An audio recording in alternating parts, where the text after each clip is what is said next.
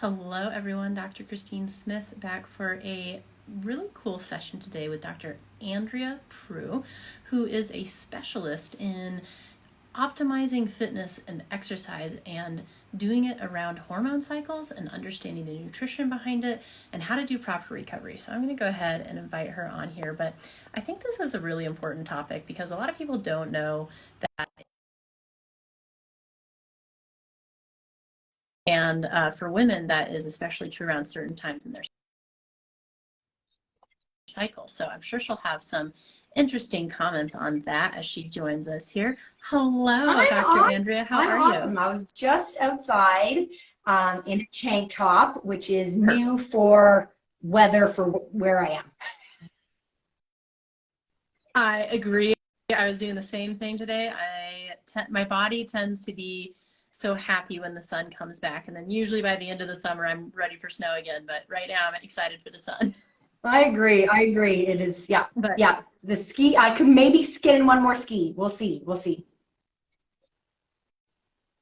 absolutely. Well, speaking of skiing and sports and athletics, like I'm so glad that you're here because I know that you are so knowledgeable on this stuff. And I was just kind of introducing you to people before you hopped on and talking about how like something that's not commonly known is that it's actually quite common for people to get injured more often during certain times in their cycle. Like I believe there's a research paper that came out that like more women had ACL tears at certain times in their cycle during it, for soccer players and things like that. So let's go ahead and talk about that a little bit. And I'll just let you kind of introduce yourself. And I'm curious how you got, like how you fell in love with this niche of Yeah, optimizing fitness absolutely. performance. So I'm Dr. Andrea Prue. I am a naturopathic doctor who, yeah, has this focus in women's health and sports.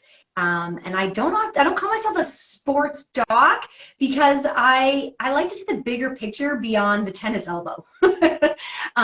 So looking at what are the health obstacles that are preventing a woman from performing her best in sport and in life. Because the reality of it is most of us are not pro athletes.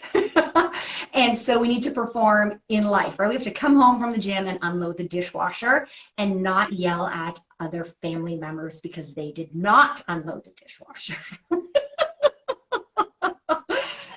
And so I kind of came into this area from a few different avenues. I was one of those kids who always wanted to be a doctor or an astronaut when they grew up. I mean, doesn't everyone want to be an astronaut? And so I sort of fell upon this naturopathic medicine idea and it just really resonated with me as a means to, see the bigger and broader picture around someone's health and have more time to be able to spend with them, right? Get to that root cause and look at all of the aspects, right? I know you do that all the time as well. And it fueled me to see, that light bulb go off when I would talk to people that like, wow, this is normal, or maybe it's not healthy, but it's not uncommon. I'm not dying. It's going to be okay, right? Like that confidence that sort of comes from knowledge. And then I combine that with I'm 5'2", and while my body type definitely has me set up for success in certain sports, I didn't choose those sports. I was a pole vaulter and a hurdler in high school and university.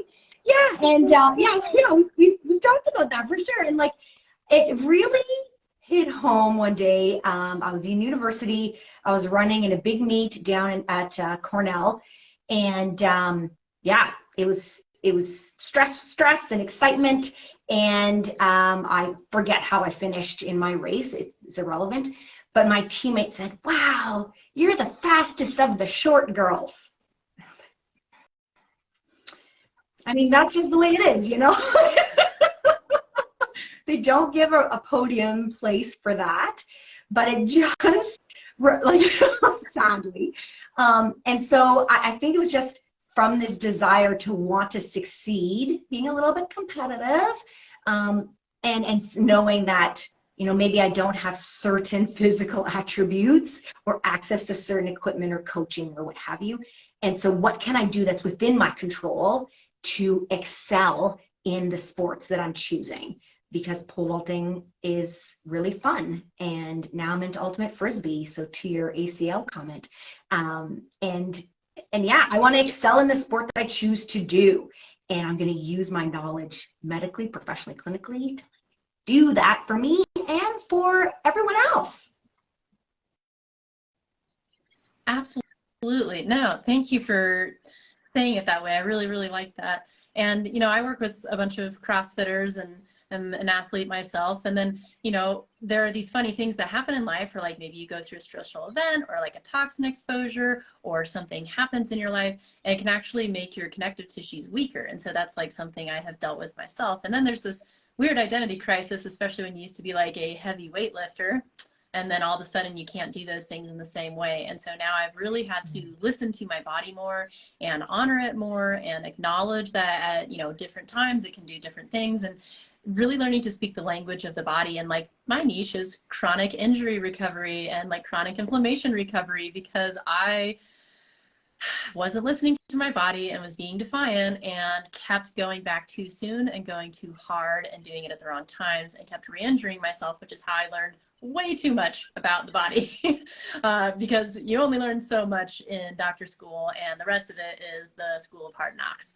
So I think it's really nice to have someone coming to this with experience. So let's dive into that a little bit. Like, what do you think are some of the most important components for optimal results in exercise, or some of the things that people run into that prevents them? Well, I mean, we could talk about the obvious: exercise, training, nutrition, which are obviously very important. But to me, where I really love to jump into is efficient and effective recovery and hormones. Hormones. No matter what gender, biological sex you may be, you have various hormones, and they are dramatically going to play a role in how every cell in your body works. So for me, it's that effective, timely recovery. We can talk parasympathetic nervous system and some of that stuff, which I know you love to talk about. And then the hormone piece as well. I think we just get so focused in the exercise and fitness world on like exercise, eat your protein. Well, those things are important. To me, I really, get really excited when I have that opportunity to talk about effective recovery and the hormone piece. I think the effective recovery thing is probably one of the most under talked about components of exercise and understanding what recovery actually means. So yeah, let's dive into those things. Let's start with, like, what do you think are some of the components that give optimal results? And then we'll go into like, what are some of the things that inhibit it? And then we can talk about kind of recovery. And please weave hormones in and out, however your expertise. So first category, you said things to optimize. I believe that was the first category. So we can talk about optimizing your recovery, but we'll get to that in a moment. For me, in terms of that optimization piece, is I'm always looking at, when I'm working with patients and with clients, is kind of a multi-tiered aspect. Is, digestively or gut-wise, what is happening there? Because that is the foundation, right? Are you eating the right foods? Sure. Yes, that's important. But are you absorbing those nutrients? How is your gut microbiome? Like, what is happening on that gut level? And then from there, you can have this great foundation to build into that neurological piece around that sympathetic, parasympathetic aspect. And then for me, I always kind of use that then we can really get into the hormone aspect, because you need all three of those tiers to really get optimal performance in sport or in life. On a very practical level, what can that look like? Well, it can be on a gut-wise, it can be addressing any food sensitivities and tolerances that you have. I know you and I can go at great lengths to talk about microbiomes and stuff like that too. Oh yeah. We'll come back to that on the recovery side. So just, even if it's just in terms of like getting the fiber that you need, eating clean whole foods, again, addressing foods or nutrients that don't best agree with you. And I laugh because for years I would be gluten-free during my competitive season, and then turn around and maybe have a beer or other gluten products in my off season, because it tended to cause me, still does, joint soreness, as well as some bloating and some fatigue. But I can get over that. It's the joint soreness that for me was inhibiting my optimal performance. And then one day it sort of struck me, like, shouldn't I therefore then be gluten-free always? And not just during my competitive season? And I know this is obvious, right? And it's funny to admit to this as a medically trained professional, but that's just the reality of it. Is I was finally ready. We all put blinders on to things that we want to keep in our lives because we love them, but eventually we will learn that lesson. Tough when sour beers became really popular.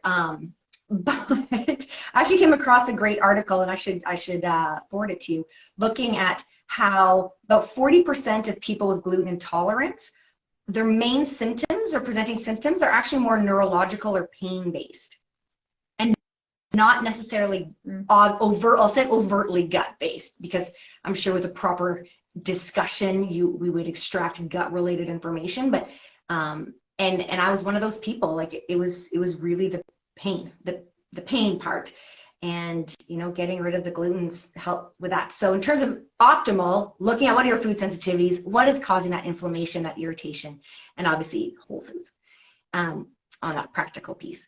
And then from an exercise practical piece is starting to learn how your hormones are working. So listening to your body, tracking your menstrual cycle if you have one, and trying to live more in rhythm with those hormones, because that just means that you can more easily and effectively do what you want to do without it taking quite as much oomph out of you, right? Sometimes going to the gym or doing our practice with our team is fun and exciting and we're pumped, and other times it's like, okay, like I know this is good for me, I'll feel good after, like okay, like and you take that moment. So from an optimization perspective, it's tracking menstrual cycle, if you've got one, and then learning how your body's reacting to different types of workouts and doing the things, taking advantage of that, or on the flip side, doing what you need to do to recover properly from it as well. Absolutely. And for anyone who, like, if you don't have a menstrual cycle anymore, just a fun fact for you is the majority of women before birth control is around cycled with the lunar cycle.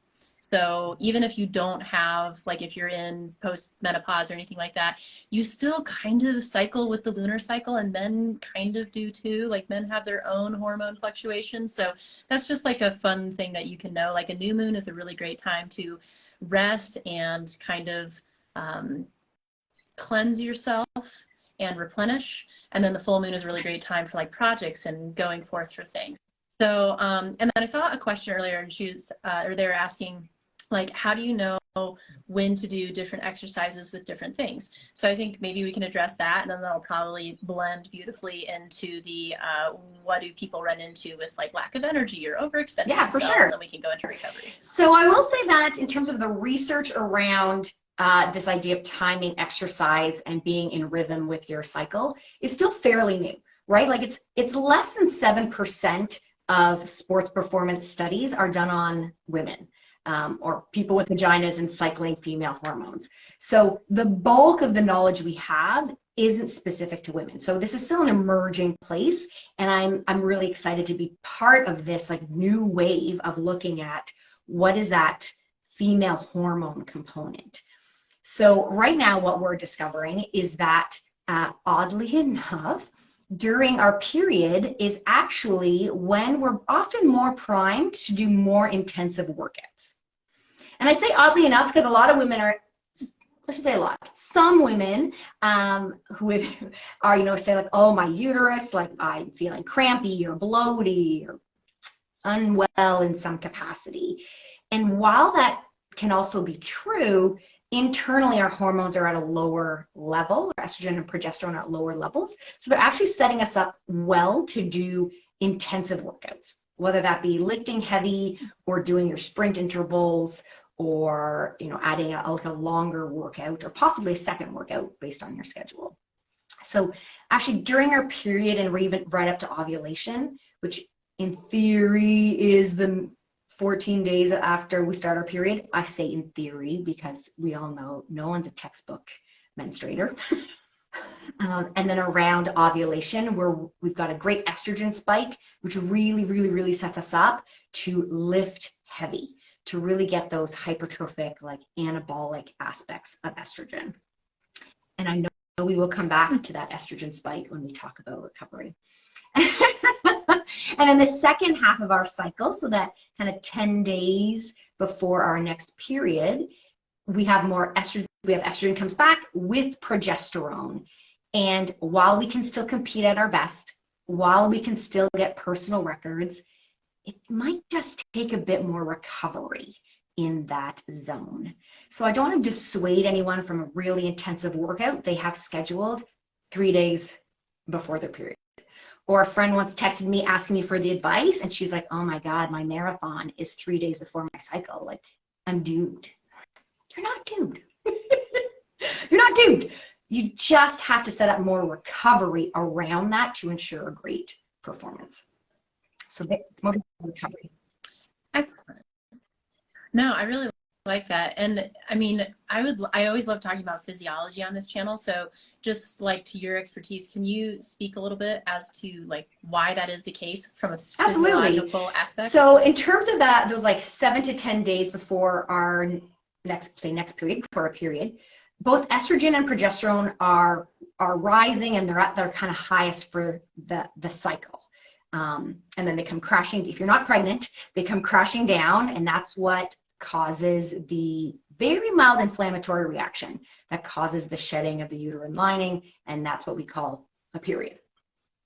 So, but before that, in those 7 to 10 days, when your estrogen and progesterone levels are at the highest they will be for that phase, or that month, we'll say, a month-ish, then those two hormones are acting together to play a huge role in all parts of our body. In particular, the progesterone. So I don't want to malign progesterone because it's got some great features, but for the sake of this discussion, I might put it a little bit in the maligning box, because progesterone actually acts as a mild stimulant to our neurological system, as well as to our like respiratory and cardiovascular system. And that's why if you have like a Whoop or a Oura Ring or whatever your wearables or trackables are, most women will report, yeah, I see a very mild 2 to 3 heartbeats per minute increase in my resting heart rate. Statistically, seems to be a higher risk of more asthma attacks in that phase as well because of the respiratory stimulants. So there's more irritated breathing, we'll say. So we can see that on our wearables, on our trackables. We're seeing it as outcomes in terms of other health concerns, such as asthma. So it's those two hormones that are circulating are affecting various body parts. You'll also see it as changing your HRV. I'm not sure. I know you track that as well. And so that's always a fun one to see how progesterone in particular, but this high hormone aspect of the two, estrogen and progesterone together, also causing ever so slightly a reduction in HRV, which of course is not the direction we want that to go. Interesting. And for anyone who's like not super familiar with HRV, it's basically like how well your heart adapts to your environmental pressures. So I saw another question come in. I wanted to make sure we addressed it just because I think it's great knowledge. So if someone like, let's just go through like a general hormone cycle, what types of exercise would you recommend going through the cycle? And we'll just start on day one. And for anyone who doesn't know or forgot, day one is this day that you start bleeding, and then we'll go through the whole cycle. So day one is when you have real bleed happening. Your overall estrogen and progesterone are at the lowest they will be for that cycle, that round, we'll call it. Yep. And so at that stage, then you're more primed to do more intensive workouts, perhaps longer workouts or more intense workouts or heavier lifts. Depends on your sport or your activity, but you're more primed to do that and to recover faster from it. Then as we hit around ovulation, which is on day 14 of a 28-day cycle, says the textbook, we have this wonderful like estrogen spike. There we go. This wonderful estrogen spike. And that unopposed estrogen on its own adds this extra anabolic component. So we are really primed to lift heavy. So that is the day, if you can, swap out maybe one of your other activities to go hit the gym, do some hard, heavy lifting. Provided you... And reminder to people that estrogen is like a growth Exactly. hormone. So of course, building make sure you're doing it safely, as always. You don't want any injuries. But yeah, use that estrogen spike, and it's anabolic. It's anabolic because it's growth factor aspects, and do a big heavy workout. Maybe if you're in your sprinting or running phase or speed phase, you're doing extra sprint intervals. Like there's different ways of working it there. So around ovulation, estrogen spikes. Then estrogen comes down, and so not quite to the same low, but it starts to come down. And then we start to get estrogen and progesterone together rising. And progesterone is the more dominant hormone. Estrogen is definitely still there. How much of each? There's lots of talk about there around estrogen dominance issues, et cetera, et cetera. But overall, you get both of these hormones elevated. It's called the luteal phase, as that little egg has shot out of your ovary and is going down the fallopian tube to its destination. So in that phase where estrogen and progesterone are higher, that's like I said, at 7 to 10 days before your next period, provided you're not pregnant. That higher hormone, that luteal phase, is where we're set up in terms of exercise to still succeed. But your body may naturally want to do more of a cardiovascular or endurance type training. Perhaps you're going to add in some technical work in there as well, and really focusing your mind and your mindset and your intentions on those body movements as well. Recovery is the big thing that happens in there to ensure that you can perform well in your next workout, which might not be the very next day. And maybe it is, all based on your recovery. But just think of it as like you need more time to recover in this zone. Then, assuming you're not pregnant, those hormones come crashing down and you have your period, and we start back over here again on day 1. Awesome. Thank you. That was beautiful. So just like a little reiteration, like earlier in your cycle, better to lift heavier. Later in your cycle, better to recover more, maybe focus more on cardio. Excellent. And I know she also has a bunch of like reels on her channel, so feel free to follow her, and she has tips all the time. Like I saw you doing like a light cycling workout because your progesterone was higher, but you didn't want to skip your workout. And so little tips like that and just kind of learning as you go is awesome. So this might be a bit of a surprise question, but it came to mind because you kept mentioning like pregnancy. And we can just touch on it lightly, and then we can go to the rest of our stuff that we had talked about. But what is your opinion on this flow of things for, let's see if we can address both of them, women who are pregnant or women who are on birth control, where your body thinks you're pregnant? Solid question. So let's start with the birth control one. So it depends partially on what kind of birth control you're on, but yes, most of them have you set up where your body thinks you're pregnant. And by what do hormonally? Yes, sorry, yes. And what we mean by that is that you're getting exogenous, so external hormones from the birth control pill that are entering into your system and are keeping you in this higher hormone phase versus like that lower zone. So it's sort of like you're perpetually in that week before your period, which is why birth control pill has a side effect as like weight gain or a bit of bloating. Sometimes some breast tenderness a bit more obvious there because it's mimicking that like week before your period. So does that mean you're doomed and can never lift heavy? No. It just means that perhaps you're, again, paying more attention to that recovery aspect. And then if you are taking the placebo pills or taking the week off so that you allow an actual bleed to happen, then where am I? You're coming down here, and your hormones are low because you're on that placebo week, that sugar pill week, or that off week, and now you're in that lower hormone zone, and so you're like the naturally cycling people. Then you resume your birth control pill, and boom, it's like you jumped forward in time into that week before your cycle. So that's sort of how that piece works. In terms of, and then the other aspect around pregnancy, you're just dominated by a whole lot of progesterone. which is why often one of the first things women will report when they're pregnant is that their breasts are feeling a little bit more tender. So kind of a classic progesterone related, I don't say symptom, but like aspect of progesterone. So can you exercise when you're pregnant? Yes, provided that medically you've gotten the okay. And I say that because we can get into all sorts of things around low-lying placentas and like high-risk pregnancies and et cetera, but that's outside of our plan for today. Yeah. Another topic. Provided you got the okay and you're safe to exercise, if you're pregnant, you're in this high progesterone phase in particular, and you're growing a little human. So, right, a lot of women say they're really tired during their pregnancy. Yeah, because extra energy has to go with that little human. So, and you have a greater blood volume. So right away, you'll find maybe it's a bit harder to breathe at higher intensity exercises. It's a bit harder to catch your breath at high intensity, or just overall, people will say, oh, I was going for my regular run and it just felt harder. Like I was looking at my watch, I was looking at my pace, looking at my heart rate, it just seemed higher, ooh, yeah, because you're in this really way up here, high progesterone zone, and you're trying to grow a little human.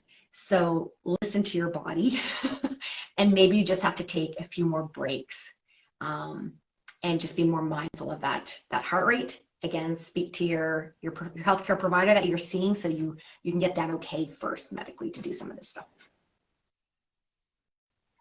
Excellent. Thank you. That was awesome. Okay, so we had kind of talked about the benefits, and we just went through like all of the exercises and everything. One of the things I want to just say, because I think a lot of people don't know this, is being on exogenous hormones, one, can affect your blood viscosity, so it's really important for you to hydrate more than average, and two, it can induce inflammation and leaky gut, which means that you can be more inflamed and have more food sensitivities and more gut vulnerabilities and more connective tissue vulnerabilities than your average person. So just want to put that out there. It's well documented in the literature. So let's go into the components of like where you think people get held back, maybe like lack of energy, overextending, poor recovery, and then that'll kind of go right into what poor recovery can look like and what good recovery can look like. The first part of the question is around like overextending yourself. And I can speak to this as well. I remember seeing my naturopath about some concerns I had, and she said, maybe you're over-exercising.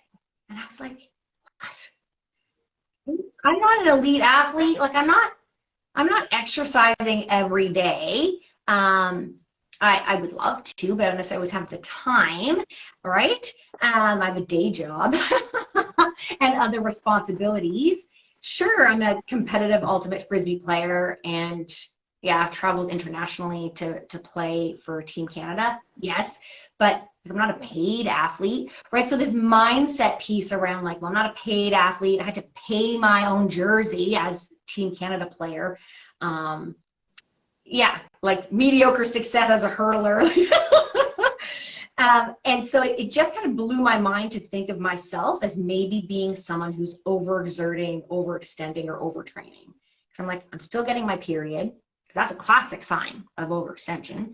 I'm a naturopath, so I think I'm eating well and staying hydrated, and I love to sleep. So like check, I'm healthy. But my female hormones, when we tested them, suggested that, you know, my body was a little tired. The levels weren't quite at that optimal range. And so I think it just forced me to really think about that mindset aspect of what does overtraining actually mean? Because it doesn't have to be that textbook piece of like you're super thin and you've lost your period and you're unbelievably irritable. I don't know about you, but that's how we sort of learn about this female triad aspect in school. We have stress fractures all the time because of your low bone density. The reality of it is like, yeah, that does exist, but many people fit in this other zone where you're overtrained and think you're fine, right? This adrenal fatigue zone, yes. I have a little thing to add from someone that commented that I think will fit right into this, and then you can keep going with what you're doing. But they asked about like the mental health decline a couple days before your cycle. And I think that this fits in really well with like overstressing and overtraining and the whole adrenal hormone pathway. So I like where you're going. Yeah, so I'm trying to weave those pieces in. So from an overtraining, overextending piece, mentally our perspectives, we just get more irritable, right? And that's often, slots into the PMS zone, or that mental mood aspect before periods. And that often from I'll say PMS or pre-period part can happen partially because, again, we're in this high hormone phase. Our body needs more rest and recovery, as we've mentioned, but no one told us. We just went to the next training class. We just went to our next practice. We just opted for that next personal record, put on more plates at the gym.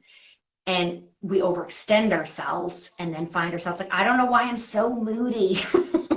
My family gets so irritated with me those 3 days before my cycle. I'm like, yeah, because you're not sufficiently recovered for that phase in your cycle. Like maybe that behavior worked okay, day 1 to day 12, but it's not going to work out as well for you in this part. And let me just add a perception for you guys. So one of the reasons that your body is overextended when you have higher levels of hormones is because its resources are depleted to put out these hormones. So you're depleted when you're putting out more stuff. Yeah, I love that. And then the adrenal glands, right? Let's toss them in there. Like last time I checked, life was a little stressful. And I know from a perimenopause perspective, when I'm talking to my perimenopausal patients, they're focused on, let's look at my female hormones. What do I need to do there? What are the exercises I need to do now in perimenopause? Really concerned about weight and weight gain. And I'm like, yes, but your little adrenal glands who make adrenaline, who make cortisol, which I know you love to talk about as well, right? And if we're constantly taxing this survival mode, this go, go, go, fight or flight, perform more, stay up later, another cup of coffee, do better at work and drive the kids to ballet, we're overextending ourselves in seemingly like no big deal ways, right? Like the weekly carpool or moving homes doesn't seem like that big of a deal, but you add up all those stressors and the little adrenal glands are overworked. And then you throw in maybe some hormonal roller coasters with perimenopause, or just simply that high hormone phase right before our periods, and we get more of that irritability.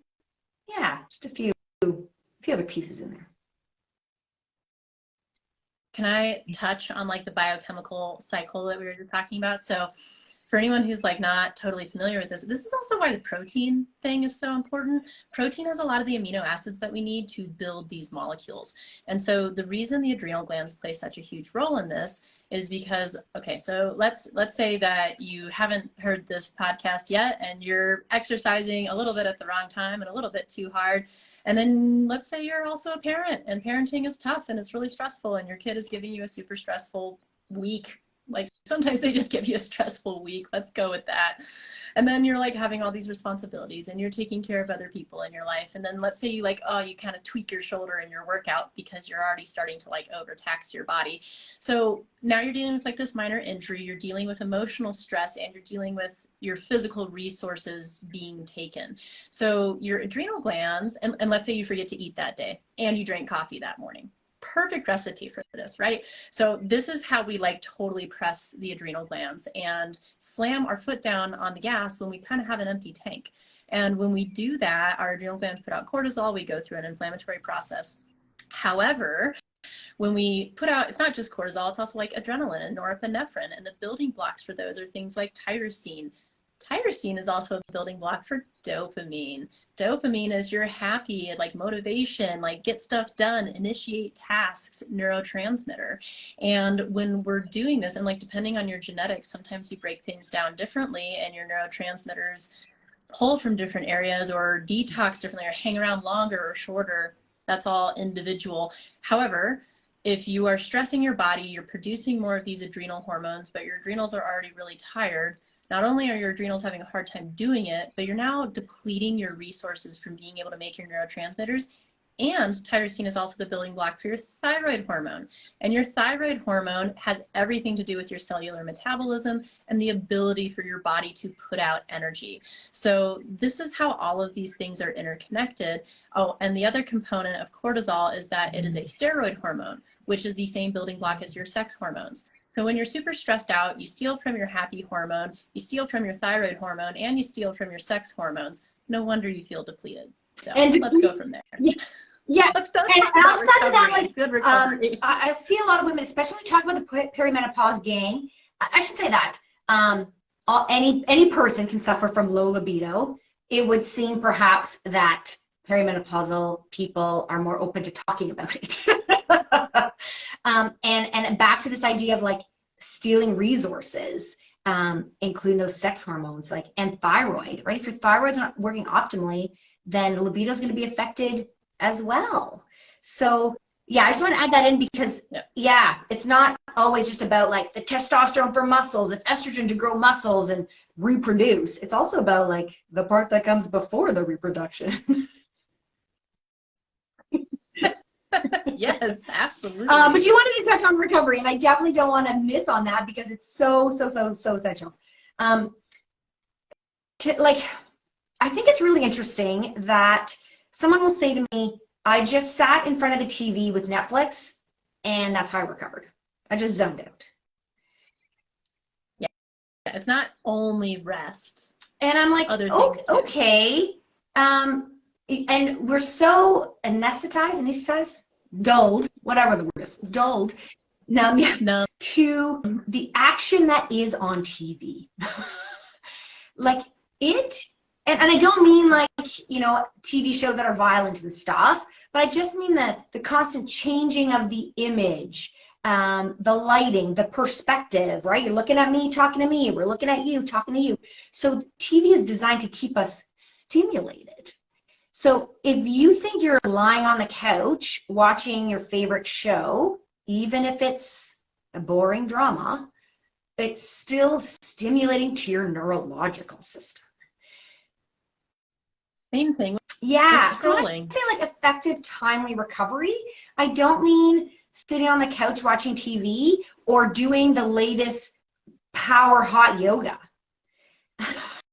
I love that. I did hot yoga. I did a power yoga to get my stretching and recovery in. But that was still neurologically taxing, let alone the sweaty part of hot yoga. So when I talk about recovery, I look at, physically, are you stretching those body parts, doing your mobility, your flexibility, your homework from your various healthcare providers? But neurologically, are you also disconnecting?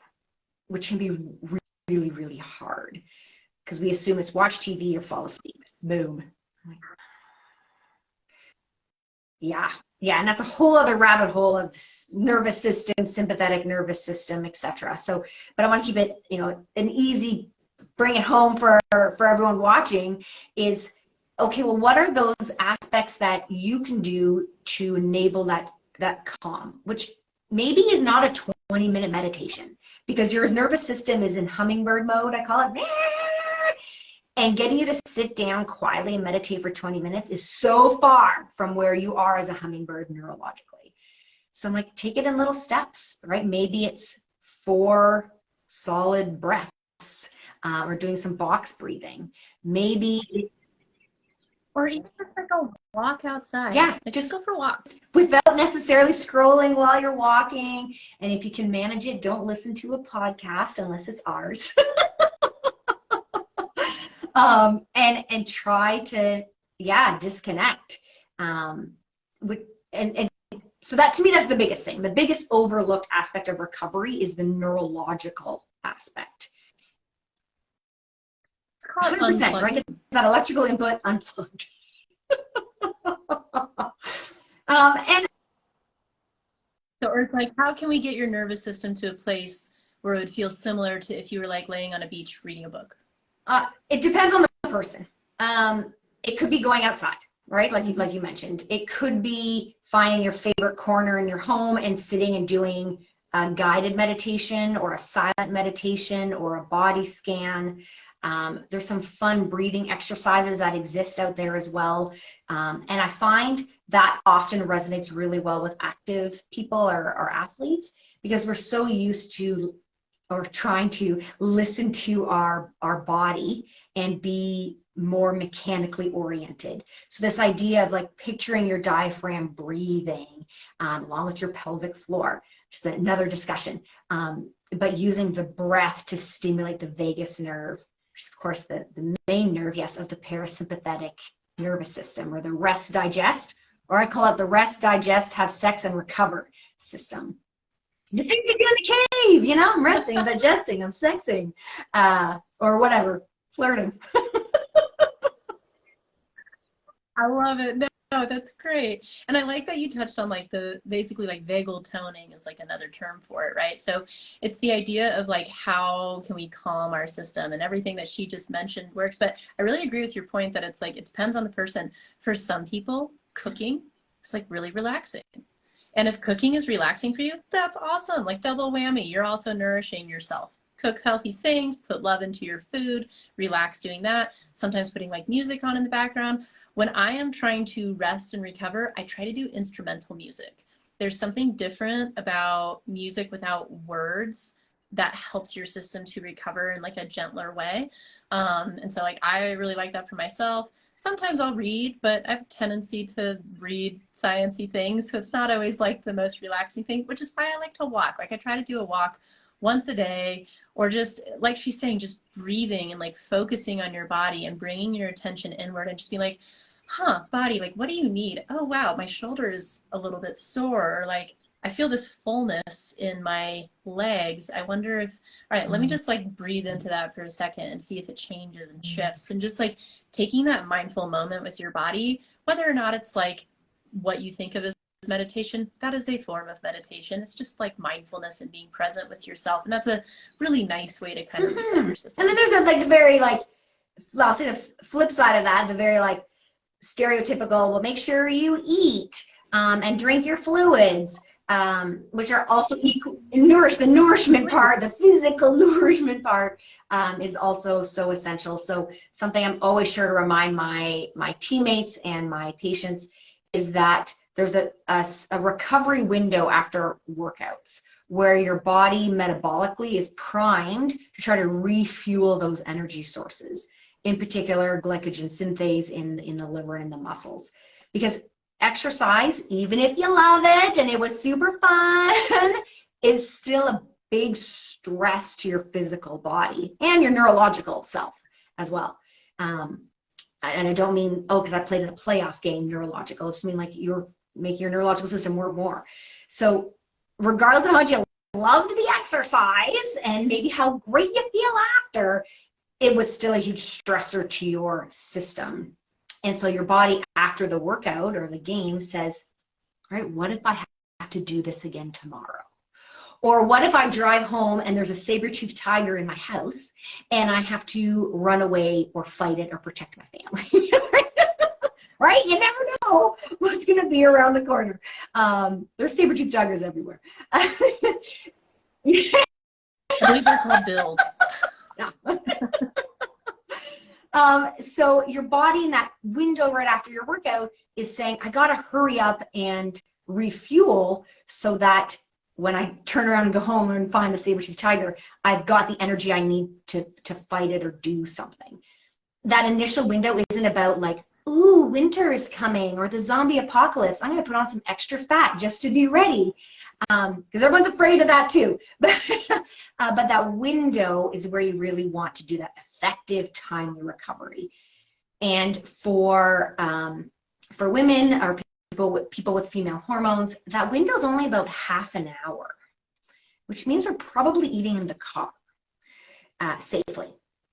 Whereas for people who are more testosterone dominant or men, they actually have about a 3-hour window. So they can be a bit more disorganized and eventually get home and Men are wonderful. You're not all disorganized, but they can eventually get home and have their snack. So we definitely have different windows of opportunity, but that's what I mean when I say like timely and effective is like, let's use our physiology, let's use our metabolism, that biochemistry that's on our side in that window. Yeah. And there's, you know, there's cool tools to help people do this too. Like, I actually just started a tool or started using a tool called Lumen, and it's like a metabolism breath analyzer, and it'll tell me if I'm in like fat burn mode or carb mode. And then that'll tell me like, oh, like maybe you should eat a couple carbs before your workout to help fuel you so you don't get depleted. And then after my workout, just like you're saying, like I always like to have some kind of protein around. That can be as simple as like keeping a dried meat stick in the car or doing a protein shake or something like that. You know, if you're plant-based, protein shake's a great way to go. But yeah, I think these aspects of recovery are big. And I actually wanted to ask your opinion on one. So I know, and I think this goes back to the individuality of people and probably the differences between what your dominant hormone status is. But things like infrared saunas and cold plunges for recovery, because like, I love those and I love cold plunges, but you know, for those who saw some of my earlier reels, I just had to deal with like a mold exposure in my home for the second time in a year. So my body is in the middle of detoxing those mycotoxins. Therefore, if I discovered by trying that when I did the cold plunge right after the sauna, it actually stimulated my detox a little too fast. So right now my body's in a place where like I can do sauna, but I have to be a little bit gentler with like the cold plunges or how long I stay in it.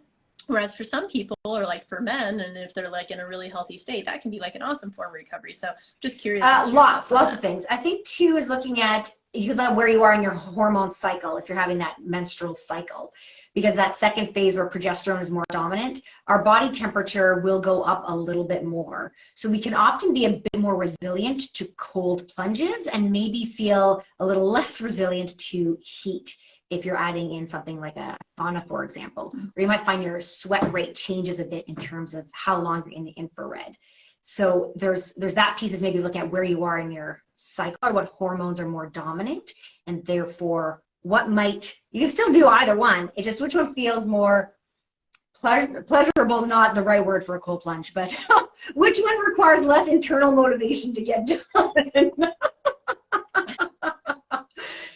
And I will say, as a general rule, as cycling people or as women, we tend to do really well in that cold environment. Like post-workout, that ice bath or that cold plunge is really, really helpful for us as a stimulant, quite stimulating, to force the blood from our muscles back into our blood vessels, into our circulatory system. Mm-hmm. As women, it's that extra bit of cold stimulation is more beneficial perhaps to us than it is to men, who more easily will pull their blood from their muscles back into their regular circulatory system. So for us, yeah, like I love both for different reasons.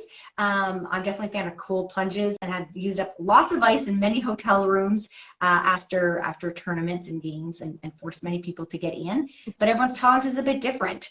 That could be based on your body fat percentage, where you are in your cycle, how accustomed are you to doing, like exposing yourself to extremes of hot or cold as well. So again, listen to your body, and if you can only handle it for 30 seconds, then that's fine. Yep. And listening to your body, I think that's like the thing that we all have to learn, right? And no one can totally tell you how to do it, but it's just kind of like this art of learning how. And like, if you don't have like a sauna or cold plunge or anything available to you, just something like some restorative yoga poses, which are like much gentler than like your power yoga, right? So easy one. And again, none of this is medical advice. Please know this is all education. However, something that you can try is just like doing a legs against the wall pose, which is basically like you lie on your back and you put your legs up against the wall so that your feet are above your head, and that will also start to pull the blood back down into your body. And it's just like generally relaxing for your body. It's good for your back to be on like a hard flat surface after doing a lot of workouts. So like it's very neutralizing for your spine and things like that. So that's just like another option. And then if there's a restorative yoga class in the evening, that'd be an awesome way to wind down. And they specifically focus on poses for vagal toning. So that's a cool thing that you can check out. Awesome, man. I love this talk already. This is so great. So let's see. We talked about that, and then we were also talking about like nutrition a little bit. I guess this is one of the other things I wanted to address just kind of as we were winding down. So we talked about like different exercises that you can do during your cycle, but I think focusing on different kinds of nutrition during different components is really important too. So, you know, like during earlier in your cycle, when you're actually losing a lot of nutrients and iron, it can be important to make sure to incorporate iron into your diet and things like that. What's your opinion on kind of nutrition throughout the hormonal cycle as well? Again, we keep saying this, listen to your body, for sure, for sure. As a general overview, earlier in our cycle, we may gravitate more towards like raw foods or lightly cooked foods, kind of lighter. I call it that salad phase. It's the salad phase of our cycle. And that's just because of where our hormones are. Whereas when we're in that higher hormone, that luteal phase of estrogen and progesterone both being high, we tend to be more in our super stew phase, where cooked foods, warm foods, not necessarily spicy, but just like temperature hot or warming spices, like a classic pumpkin chai latte is definitely something of that department, the cinnamon, the cloves. So it could be flavors, it could be actual temperature of foods, or the way things are cooked, like a soup, stew, like those wintry type foods. We often gravitate and will enjoy much more of those types of foods in that part of our phase. And when I discovered this, it just totally changed how I grocery shop. And more importantly, completely reduced the guilt that I have for throwing out food that has gone rotten. Because I would buy, you know, lettuce to make my salad because it's good for me.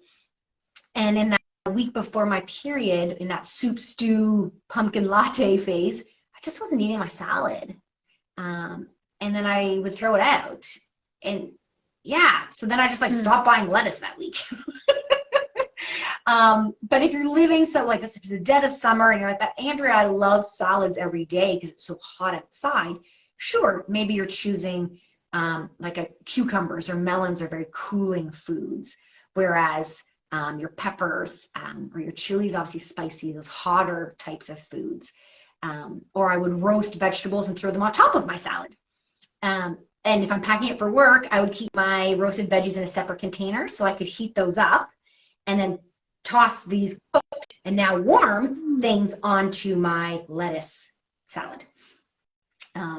Yeah, so there's also the like, what are you naturally gravitating towards in terms of general flavors or cooking methods of food. So the first half is more raw, cold, smoothie, salad, and then we move into soup, stew, pumpkin latte. Okay, I like that. Yeah, and I always just think of, you know, making sure that you're getting the building blocks you need. So whether you're doing salad or anything, protein is really important just all the time. I think the amount of protein that we're told to eat is a little bit under what it should be. Actually, I'll say a lot of it under what it should be. I think, you know, eating somewhere in the range of like your body weight in grams per day or a little under that is not a bad way to go. So just like a way to think about it. Awesome. Okay. So any other kind of like last thoughts that you have before we dive into like... Yeah, it's something that you and I both alluded to right at the beginning around injury rates related to where you are in your cycle. And I wanted to circle back, one, because I don't want anyone injured, and two, because I always get text messages or virtual messages from people saying, wow, that is when I tore my ACL. Wow, when I look back at my menstrual calendar, that is when I tweaked my knee. Again, ACL, right? Like, yeah, you're coming from the world of soccer, I'm coming from the world of ultimate frisbee. In ultimate, that's kind of the joke. It's like we keep the orthopedic surgeons in business with our ACL injuries, and I'll knock on wood because I've never had one of those so far, or ever, knocking on wood. So it's around ovulation.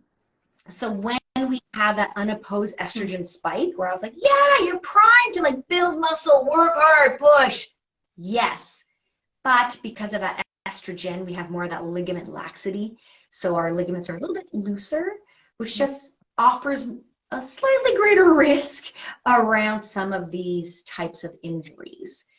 You can still do your workout. Again, you can still perform at your greatest, but to compensate for that, do the things that you need to do to protect your knees. So that's a lot of glute activation.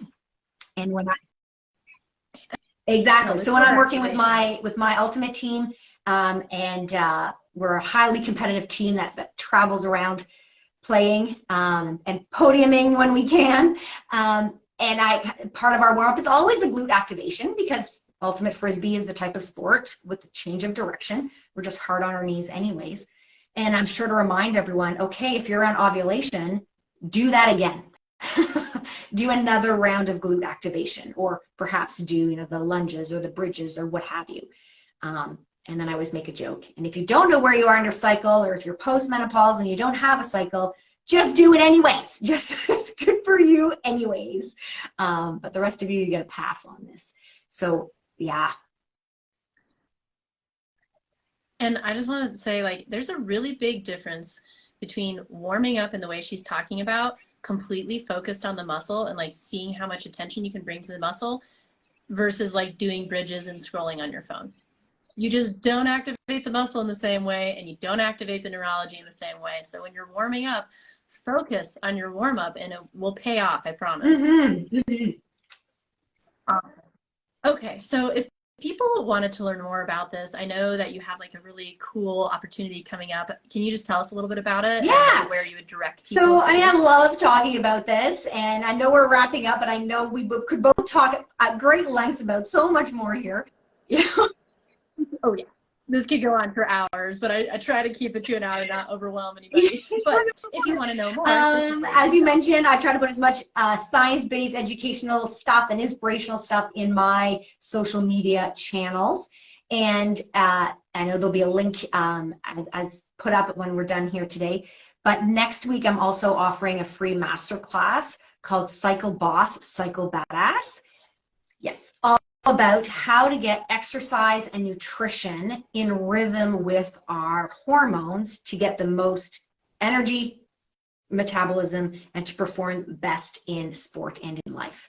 Because yes, we want to do our best in sport, but we also want to come home and do our best in life. So that's the masterclass called Cycle Boss, Cycle Badass. I'm running it twice because I respect that, some of us have workout times and team meetings and stuff. So I'm running the same thing twice, on Tuesday, April 18, and on Thursday, April 20. They're both in the late afternoon, evening, but different times again, so I don't interfere with people's fun time of going and doing their workouts or their family dinner times as well. And so there's a link in my bio as well that you can find on my social channels. Excellent. Perfect. Thank you. Well, I will go ahead and post this for anyone curious afterwards. I'm going to tag her link, and then you can just click on her name and then go to the link in her bio, and that'd be the easiest way to find that stuff. But thank you so much for taking the time to do this. I work with so many athletes, so I think this is really valuable, and I can't wait to share it with them. And yeah, I just always enjoy chatting with you. So thank you. This was exciting. I'll have to hang out again soon. Absolutely. Bye. Sounds good. Have a